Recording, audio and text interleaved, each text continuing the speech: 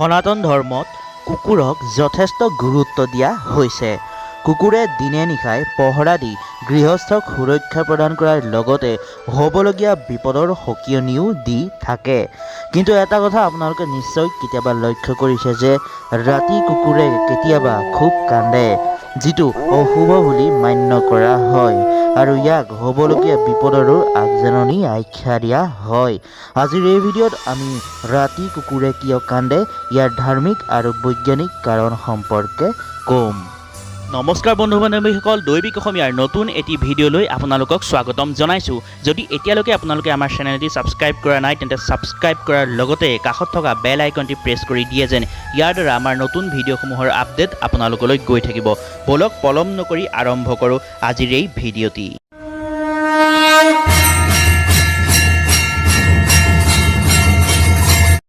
অতি প্ৰাচীন কালৰে পৰাই আমাৰ সমাজত কুকুৰ পোহা প্ৰথা প্ৰচলিত হৈ আহিছে।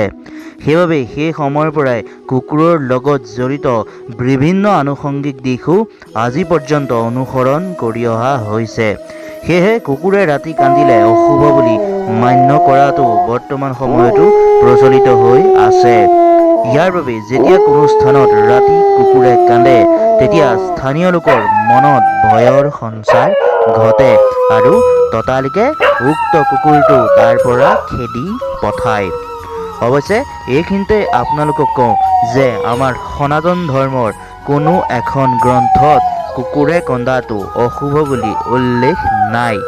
এই সম্পৰ্কে মাত্ৰ কেইজনমান জ্যোতিষীয়েহে নিজৰ মতামত দাঙি ধৰিছিল।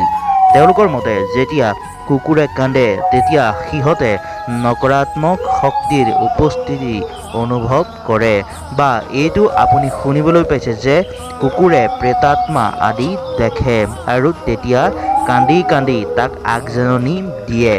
সেয়েহে সেই সময়ত কুকুৰক কেতিয়াও খেদিব নালাগে, তাৰ সলনি সতৰ্কহে হোৱা উচিত। এয়া আছিল কুকুৰে কন্দাৰ ধাৰ্মিক বিষয়।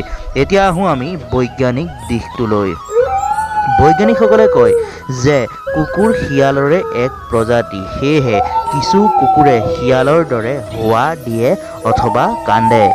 এটা কথা আপোনালোকে নিশ্চয় জানে যে প্ৰত্যেক ঠাই বা এলেকাত কিছুমান কুকুৰ দল হৈ থাকে।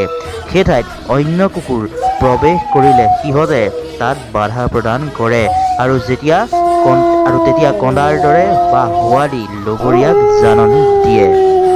ইয়াৰ বাহিৰেও পোহনীয়া কুকুৰসমূহ যেতিয়া গৃহস্থই সিহঁতৰ ঘৰত অকলশৰে এৰি অন্য ঠাইত থাকে তেতিয়াও সিহঁতে কান্দি তাৰ অভিযোগ দৰ্শায়। ইয়াৰোপৰি সিহঁতে কেতিয়াবা আঘাত পালেও কন্দাৰ দৰে চিঞৰে। বন্ধুসকল, আশা কৰোঁ আজিৰ এই ভিডিঅ'টো চাই আপোনালোকে নিশ্চয় ভাল পালে আৰু এইটো বুজিলে যে কুকুৰে প্ৰকৃততে কিয় কান্দে। যদি ভিডিঅ'টো চাই আপোনালোকে ভাল পালে তেন্তে লাইক, কমেণ্ট আৰু শ্বেয়াৰ কৰিবলৈ নাপাহৰিব। পৰৱৰ্তী সময়ত এটি নতুন ৰোচক ভিডিঅ'লৈ আপোনালোকক লগ পোৱাৰ আশা আৰু প্ৰতিশ্ৰুতিৰ সৈতে আজিৰ ভিডিঅ'টি ইমানতে সমাপ্ত কৰিল। চাই থাকিব দৈবিক অসমীয়া। ধন্যবাদ।